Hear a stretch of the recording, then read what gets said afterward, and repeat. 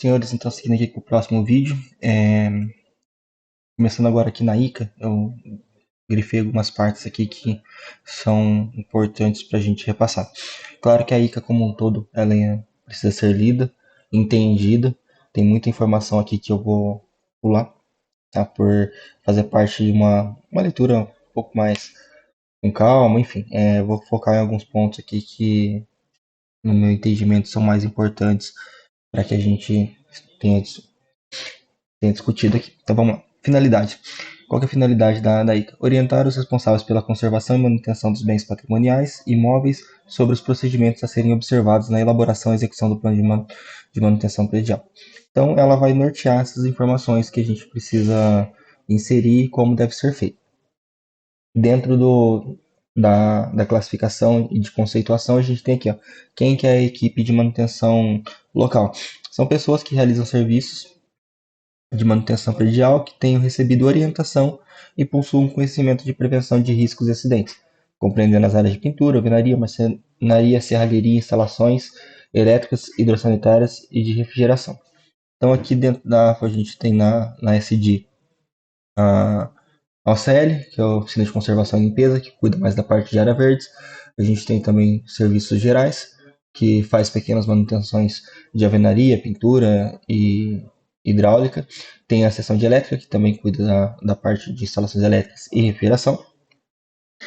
E não temos ninguém que cuide da parte de serralheria e marcenaria, mas dependendo do caso, a gente consegue que um militar ali da seção de serviços gerais, principalmente na parte de telhado, dê algum suporte. A prefeitura tem alguns militares que fazem esse tipo de serviço, fazenda também tem alguns militares, e algumas divisões têm o sua própria equipe de serviço de manutenção para pequenos serviços. Então, assim, quem que vai compreender essa equipe de manutenção local? Esses militares dessas seções ou algum outro militar que os senhores tenham dentro da divisão que realiza esse tipo de serviço. Lembrando que eles devem ter recebido orientação e possuem conhecimento de prevenção de risco para ninguém acabar se machucando. Com relação ao plano de manutenção predial, o que é? É um documento que estabelece as rotinas a serem implementadas e acompanhadas com o objetivo de detectar problemas de maneira precoce, ou seja, a gente quer evitar que o problema seja de grande vulto. Então, é mais fácil, por exemplo, eu ter que realizar a limpeza de uma calha no momento oportuno do que ter que, além de realizar a limpeza da calha, eu ter que pintar um teto, trocar um forro de gesso, trocar uma parede de gesso, pintar uma parede porque a calha não foi limpa. Então, a ideia é justamente essa, a gente evitar que o problema se torne tão grande a ponto de gerar um dano muito maior. E aí aqui eles falam, seja de ordem estrutural, hidráulica, elétrica e afins, ou atuar de modo preventivo a fim de evitar a sua ocorrência. Então, por exemplo, de hidráulica, eu identifiquei um vazamento numa torneira. Então ela está pingando. Com o tempo, essa torneira, infelizmente, ela vai acabar espanando e vai gerar um vazamento que vai ficar lá, sei lá, dias vazando até que a gente consiga fazer a manutenção. Dias porque pode acontecer, por exemplo, num feriado. E aí acionar o permanência de hidráulica e ele não ter ferramenta necessária para poder sanar o problema. A não ser que ele vá lá e coloque um cap. Enfim, começa a conjecturar aqui algumas possibilidades e aí vão surgindo ideias, mas enfim, a ideia é justamente evitar que o problema se persista. Tá? Então, toda a benfeitoria cadastrada no SISOP, que é o Sistema de Obras de Patrimônio Imobiliário, seja ele um depósito, edificação, hangar, paiol ou residência, deverá possuir seu plano de manutenção predial específico. Inclusive, aqui eu quero fazer um adendo. Na última reunião, onde a gente discutiu sobre o plano de manutenção, eu acabei informando que o hangar não entrava, e aí foi um erro de interpretação que a gente teve aqui, onde fala aqui embaixo referente ao gerenciamento de infraestrutura de aeródromos militares, que fala sobre o estacionamento de aeronaves, mas no caso da AFA, os hangares eles vão entrar sim. Tá ok? Então foi uma falha. Peço desculpa aí a todos os presentes e quem é responsável por alguma benfeitoria do tipo hangar precisará elaborar o plano de manutenção. Um outro ponto que eu grifei aqui com relação à diferença entre síndico e síndico geral. Então, o síndico é um servidor civil ou militar, nomeado mediante portaria.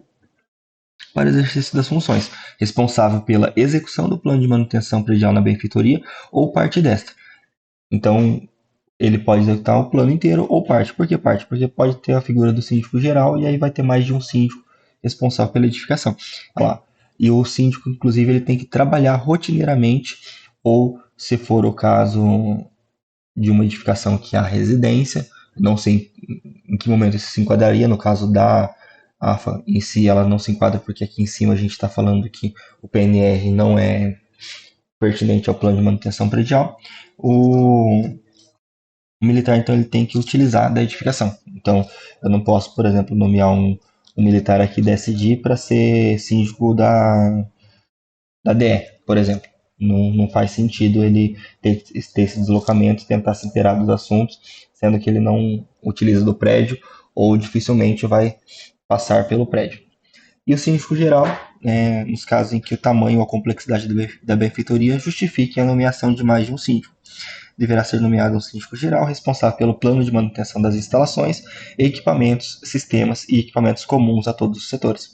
Então, o síndico geral ele tem a incumbência das instalações, equipamentos, sistemas e equipamentos comuns de todos os setores. E aí a gente tinha pedido para que também o síndico geral ele fosse responsável pela fachada, como engloba todas as demais subdependências ou divisões dentro de um mesmo prédio, o entorno externo fosse responsabilidade do síndico, porque aí ele faria essa unificação. Outro ponto aqui também que foi grifado para passar com os senhores foi com relação à linguagem utilizada. Então, surgiu uma dúvida no ano passado, esse ano não teve nenhum questionamento, mas para que a gente nivele o conhecimento, então o plano de manutenção deve ser escrito em linguagem simples e direta, utilizando o vocabulário preciso e adequado aos seus leitores. Ou seja, não é para utilizar linguajar técnico, não precisa entender de todos os sistemas, então é para usar a maior parte do nosso entendimento de senso comum. Claro que uma dúvida ou outra pontual pode surgir, inclusive por isso das nossas reuniões semanais, mas a ideia é que a escrita do plano e as informações sejam passadas de forma o mais simples possível e direta para que seja de entendimento comum. Okay?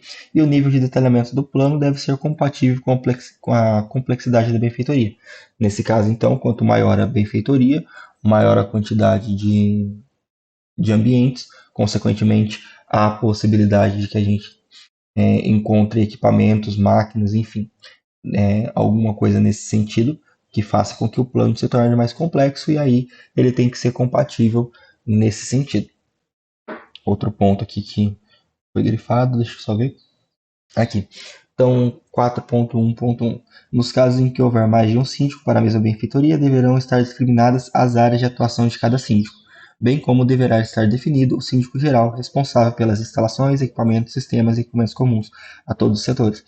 Então, quando o plano de manutenção for executado em conjunto entre vários síndicos, o síndico geral, precisa ser feita essa descrição, onde vai ter a área de atuação de cada síndico. Então, por qual sala, corredor, só um segundo, por qual sala, corredor, enfim, por qual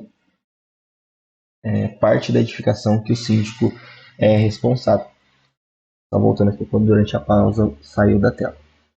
Então, eu acredito que eram essas as principais informações referente à ICA. Lembrando que a ICA ela dá informações de subsídio para todas as demais dúvidas, pelo menos as principais, e aí, fugindo do entendimento ou não tendo o entendimento completo com relação ao que quis dizer algum item, toda quarta-feira vou estar aqui à disposição para tirar essas dúvidas.